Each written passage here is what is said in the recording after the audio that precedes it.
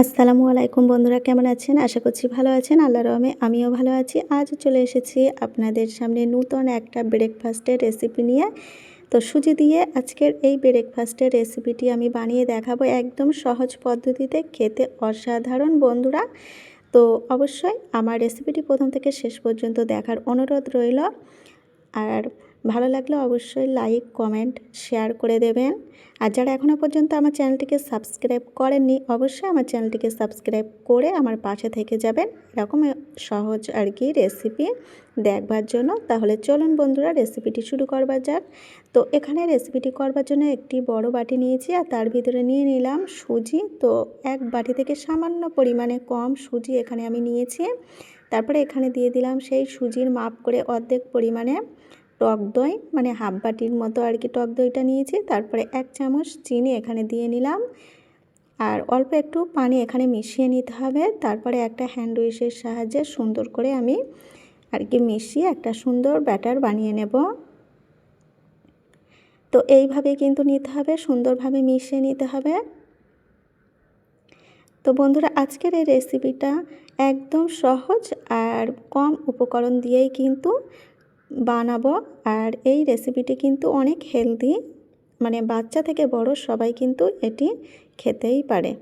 তো দেখুন এখানে ব্যাটারটা রেডি হয়ে গেছে। তারপরে এখানে নিয়ে নিলাম একটা পেঁয়াজ কুচি, একটা টমেটো কুচি আর কিছু পরিমাণে আদা রসুন, সবগুলো আমি একসঙ্গে একটু গ্রেট করে নেব। গ্রেটারের ভিতরে আমি সবগুলোকে দিয়ে নিচ্ছি। আপনারা চাইলে কিন্তু আরও অন্য সবজি এখানে অ্যাড করতে পারেন, যে সবজিগুলো তাড়াতাড়ি সিদ্ধ হয়ে যায় তেমন দেখেই কিন্তু এখানে সবজি অ্যাড করতে পারেন।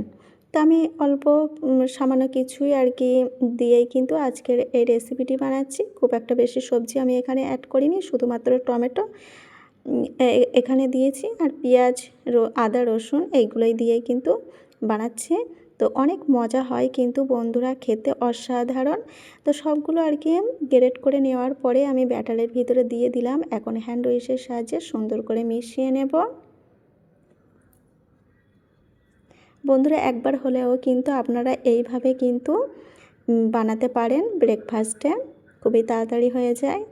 আর বাচ্চাদের ক্ষেত্রেও কিন্তু এই রেসিপিটি আপনারা দিতে পারেন। আশা করি মজা করেই খাবে, অনেক টেস্টিও হয়।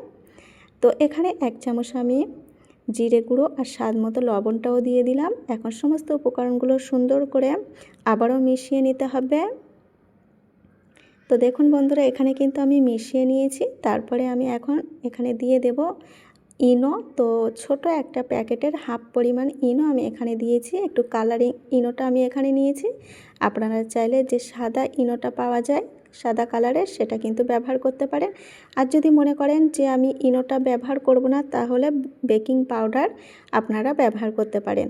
তো ইনোটাকে দিয়ে সামান্য পরিমাণে পানি দিয়ে জলদি কিন্তু মিশিয়ে নিতে হবে।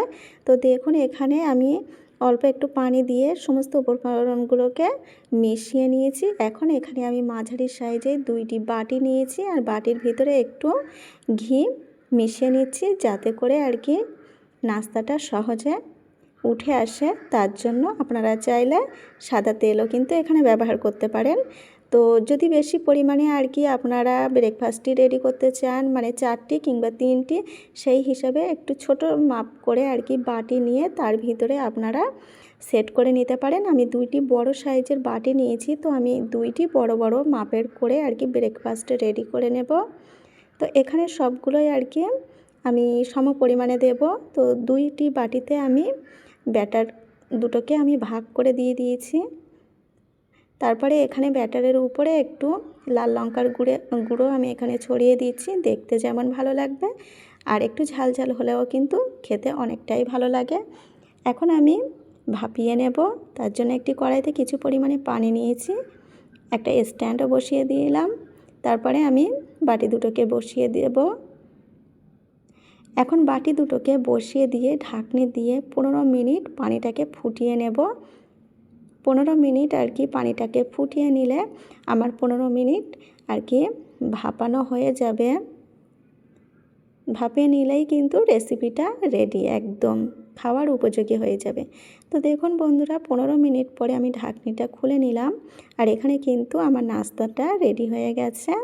আর কতটা আর কি জমে গেছে একদম পারফেক্টভাবে। তো ঠান্ডা করে নিয়ে আমি তুলেও নিলাম। দেখুন বন্ধুরা, লুকটাও কিন্তু অনেক মজা আর কি সুন্দর হয়েছে দেখতে। এখন আপনারা আপনাদের মন পছন্দ মতো সস কিংবা চাটনি দিয়ে আপনারা সহজেই ব্রেকফাস্টটি করে নিতে পারেন। তো আমি এখানে সস দিয়েই ব্রেকফাস্টটি রেডি করে নিলাম। অনেক মজা লাগে বন্ধুরা, একবার হলেও কিন্তু আপনারা এইভাবে একদিন বানিয়ে খেয়ে দেখুন, অসাধারণ। তো বন্ধুরা, একটি আমি আর কি তুলে দেখিয়ে দিচ্ছি যে কেমন হয়েছে, কতটা মোটা হয়েছে আর কত সুন্দর হয়েছে। তো বন্ধুরা, আজকের রেসিপিটি কিন্তু আমার এখানেই শেষ। যদি ভালো লেগে থাকে আমার রেসিপিটি অবশ্যই কমেন্ট করে জানাবেন, লাইক দিতে যেন ভুলবেন না। তো বন্ধুরা, পরের আবার চলে আসব নতুন একটা রেসিপির সাথে আপনাদের কাছে। ততক্ষণে সকলে ভালো থাকবেন। আল্লাহ হাফেজ।